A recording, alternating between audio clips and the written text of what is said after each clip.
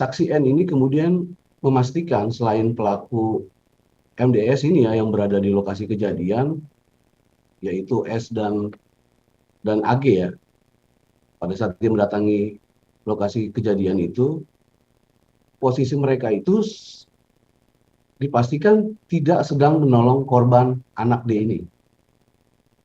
Itu. Jadi nggak ada teriakan minta tolong atau nggak ada air muka sedih ya di antara ketiganya itu yang berada di lokasi kejadian selain korban.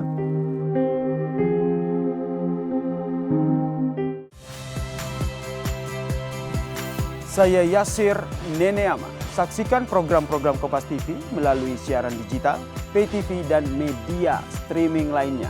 Kompas TV, independen, terpercaya.